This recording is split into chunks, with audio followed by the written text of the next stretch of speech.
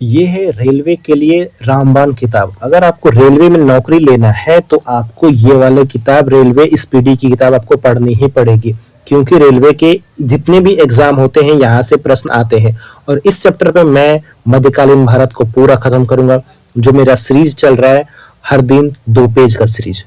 तो आज से 2 पेज का सीरीज में आज पहला मध्यकालीन से शुरू करेंगे। अगर आप हमारे चैनल पर नए हैं और आप रेलवे की तैयारी कर रहे हैं तो ये आपके लिए आप बहुत अच्छे जगह पे आए हैं। तो चलिए बिना देर किए शुरू करते हैं। अगर आपको पसंद आए तो अपने चैनल को लाइक कर दीजिएगा, सब्सक्राइब, और अपने दोस्तों तक भेज दीजिएगा। पहला प्रश्न है, अरबों ने भारत पर पहला सफल आक्रमण किया था मोहम्मद बिन कासिम के समय। मोहम्मद बिन कासिम ने 712 ईस्वी में आक्रमण किया था। अरबों ने सिंध पर विजय पाया था 712 ईस्वी में, क्योंकि मोहम्मद बिन कासिम अरब थे। जजिया कर का प्रचलन किया था मोहम्मद बिन कासिम, जो अरबी थे। भारत पर प्रथम तुर्क आक्रमणकारी कौन था? महमूद गजनी। गजनी का उद्देश्य धन लूटना था। महमूद गजनी ने भारत पर हमला किया था 17 बार। पहला आक्रमण 1000 ईस्वी में किया था, और जो 16वां आक्रमण 10,225 ईस्वी में भीम प्रथम, जो सोमनाथ मंदिर में था, भीम प्रथम के समय में हुआ था। महमूद गजनी का अंतिम भारतीय आक्रमण 1027 ईस्वी में जाटों के विरुद्ध था। सुल्तान की उपाधि धारण करने वाला प्रथम शासक जो था महमूद गजनी ही था। महमूद गजनी के दरबार में थे कौन? फिरदौसी एक कवि थे, उतबी इतिहासकार थे। किताबुल यामिनी तथा तारीख ए यामिनी की पुस्तक किसने लिखा? उतबी ने। उतबी ने कौन कौन सी किताब लिखा है? तारीख उल यामिनी और तारीख ए यामिनी, दोनों किताब। महमूद गजनी की मृत्यु हुई थी कब? 1030 ईस्वी में। 27 ईस्वी में तो लूट के गया, 30 ईस्वी में मर गया। शाहनामा का लेखक कौन था? फिरदौसी। फारसी में लिखा। शाहनामा का लेखक फिरदौसी थे, जो फारसी में लिखा हुआ था। अलबरूनी अबू रेहान भारत में आया था महमूद गजनी के साथ, 11वीं सदी में आया था। पुराणों का अध्ययन करने वाला प्रथम मुसलमान कौन था? अलबरूनी।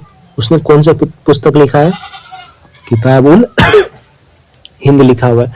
भारत में मुस्लिम साम्राज्य का संस्थापक था मोहम्मद गौरी था। मुस्लिम साम्राज्य का संस्थापक मोहम्मद गौरी था। मोहम्मद गौरी ने भारत पर प्रथम आक्रमण किया और जीता 1175 में मुल्तानों पर। मोहम्मद गौरी का भारत में पहली पराजय हुई थी 1178 में। भीम द्वितीय ने पराजित किया था मोहम्मद गौरी को। जैसे ही पराजित किया, गौरिया को मार देना चाहिए था। भारत का जितने भी नेता थे बहुत ही बहादुर थे ही, लेकिन दयालु थे, इतना नहीं होना चाहिए। उन्हीं के कारण गुलाम हो गया। जैसे कि हारा वैसे मार देना चाहिए। 1151 की तराइन के प्रथम युद्ध पृथ्वीराज चौहान ने हराया था मोहम्मद गौरी को। जैसे गौरिया को हराया, फिर गौरिया को मार देना चाहिए तो मोहम्मद पृथ्वीराज चौहान को।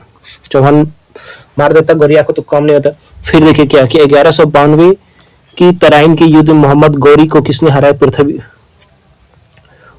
क्या है? मोहम्मद गौरी ने किसको? पृथ्वीराज चौहान को हराया और फिर पृथ्वीराज चौहान को मार दिया। पृथ्वीराज चौहान ने गौरी को तो नहीं मारा, लेकिन गौरी ने पृथ्वीराज चौहान को मार दिया। इसीलिए इतना दयालु नहीं, अपने दुश्मन को जब मिले तब मसल देना चाहिए एकदम।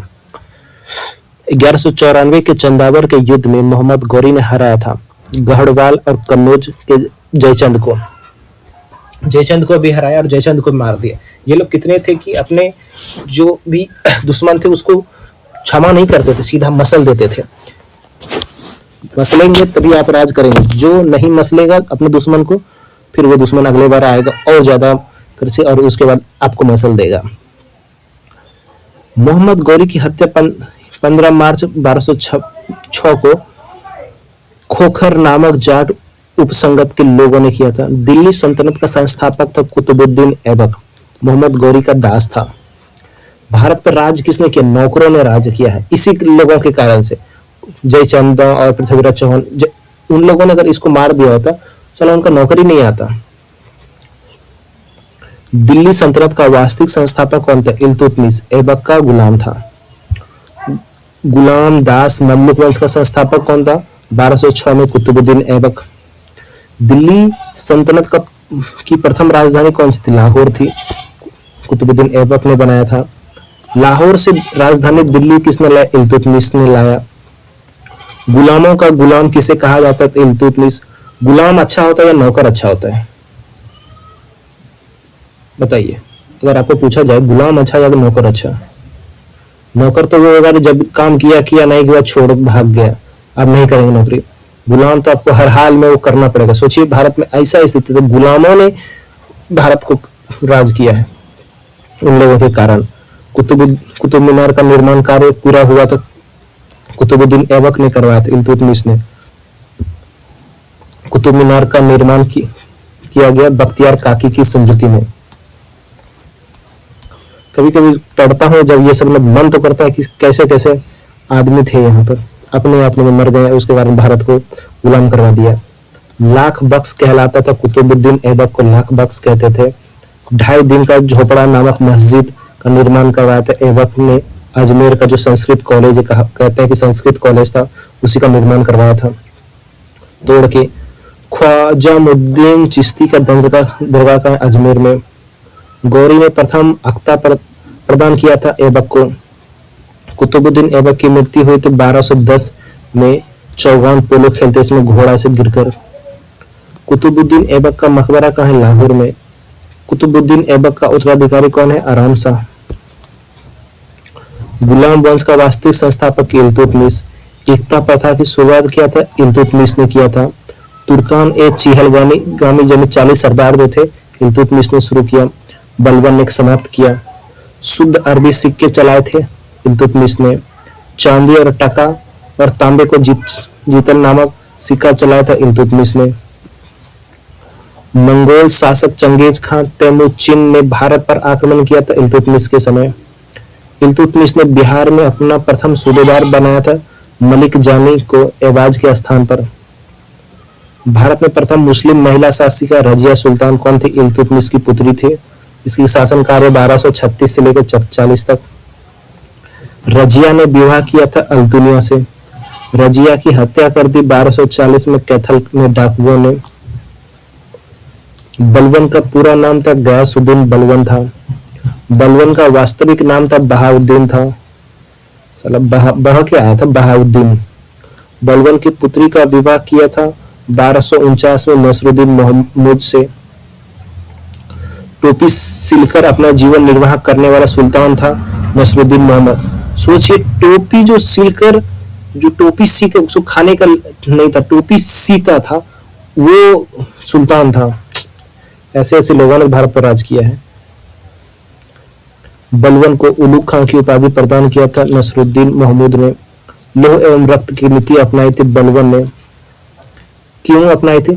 क्योंकि बस कट्टरता के कारण सिर्फ, और ये राजा मैं ये मेरा शासन है, ये मेरा है, उन लोगों के कारण सब बर्बाद कर दिया। फारसी त्योहार नवरोज का आरंभ किया था बलबन ने। दीवाने अर्ज की स्थापना किया था बलबन ने।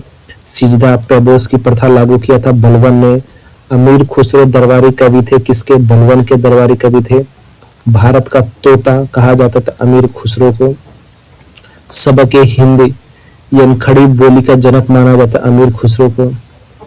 राजस्व सिद्धांत का पहला प्रतिपादक किया था बलबन ने। गुलाम वंश का अंतिम शासक शमसुद्दीन कैमूर्स थे। खिलजी वंश की राजधानी किलोखरी की स्थापना जलालुद्दीन फिरोज खिलजी ने किया था। दक्षिण भारत में प्रथम आक्रमण हुआ था जलालुद्दीन फिरोज खिलजी के शासन में। फिरोज खिलजी की हत्या हुई थी अलाउद्दीन खिलजी ने। फिरोज खिलजी की हत्या की क्या? अलाउद्दीन खिलजी ने। बचपन में अलाउद्दीन खिलजी का बचपन का नाम था अली तथा गुरसप्पा। अली तथा गुरसप्पा नामों रखता है, बाप रे। अलाउद्दीन खिलजी के सेनापति थे मलिक काफूर। 1000 दिनारी कहलाता था मलिक काफूर। सिकंदर ए सानी अर्थात द्वितीय सिकंदर की उपाधि धारण की थी अलाउद्दीन खिलजी ने।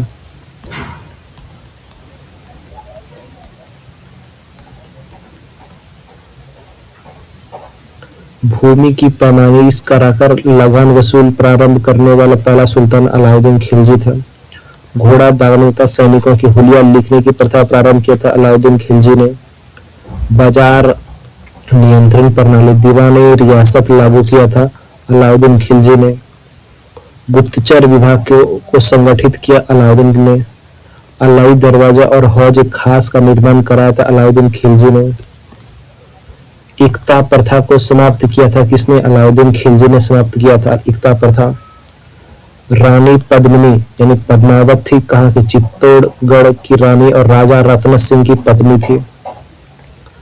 पद्मावत की कहावत की रचना की गई थी मलिक मोहम्मद जयसी ने 1540 ईस्वी में। तुगलक वंश की संस्थापक थी गयासुद्दीन तुगलक या गाजी मलिक। सिंचाई के लिए नहरों का निर्माण करवाने वाला पहला शासक था गयासुद्दीन तुगलक। तुगलकाबाद नगर का निर्माण तथा गाजी उपाधि धारण करने वाला प्रथम सुल्तान था गयासुद्दीन। तुगलकनामा के लेखक कौन थे? अमीर खुसरो ने तुगलकनामा लिखा था। अमीर खुसरो के गुरु कौन थे? निजामुद्दीन औलिया थे। मोहम्मद बिन तुगलक का मूल नाम था जूना खान। सन की पागल सुल्तान कौन था? मोहम्मद बिन तुगलक को कहते थे। भारत में सर्वप्रथम सांकेतिक मुद्रा चलाया था मोहम्मद बिन तुगलक ने। कृषि विकास के लिए दीवान ए अमीर कोही विभाग मोहम्मद बिन तुगलक ने। अपनी राजधानी दिल्ली से दौलतागिरी ले गया था मोहम्मद बिन तुगलक ने। इब्न बतूता मोरक्को यात्री भारत आया था मोहम्मद बिन तुगलक के समय 1333 में। इब्न बतूता ने अपनी यात्रा वृतांत लिखा है किताबुल हिंद रहीला में अरबी भाषा में। विजयनगर एवं बहमनी राज्य की स्थापना हुई थी मोहम्मद बिन तुगलक के शासनकाल में। मोहम्मद बिन तुगलक का उत्तराधिकारी बना कौन? फिरोज तुगलक चचेरा भाई। ब्राह्मणों पर जजिया कर लगाया किसने? फिरोज तुगलक ने। दीवान ए खैरात की स्थापना की किसने किया? फिरोज तुगलक ने। सिंचाई कर हक ए सर्ब लागू करने वाला दिल्ली का पहला सुल्तान कौन था? फिरोज तुगलक था। फिरोज तुगलक द्वारा स्थापित दारुल सफा था एक खरौती अस्पताल था। जौनपुर नगर बसाया था फिरोज शाह तुगलक ने। भारत का सिराज कहलाता था जौनपुर कहलाता था। तुगलक वंश की अंतिम शासक थे नसरुद्दीन मोहम्मद। इसी के समय 1398 मंगोल शासक तैमूर ने भारत पर आक्रमण किया था 1398 में किसके? नसरुद्दीन मोहम्मद शाह के शासनकाल में। सैयद वंश का संस्थापक कौन था? खिरज खां था। सैयद वंश का अंतिम शासक कौन था? आहलाम शाह। सैयद वंश का अंतिम शासक आहलाम शाह था। लोदी वंश की स्थापना किसने? बहलोल लोदी ने किया। दिल्ली के गद्दी पर बैठने वाला पहला अफगान शासक कौन था? बहलोल लोदी था। दिल्ली की गद्दी पर बैठने पहला अफगान कौन था? बहलोल लोदी था। तो इस वीडियो में इतना ही रखते हैं। अगले वीडियो में हम फिर मिलेंगे हर 2 पेज के साथ। तब तक आप अपनी तैयारी को पूरा देखें। इस वीडियो को एक बार और देखें, आपकी तैयारी पूरी बेहतर हो जाएगी। मिलते हैं अगले वीडियो में।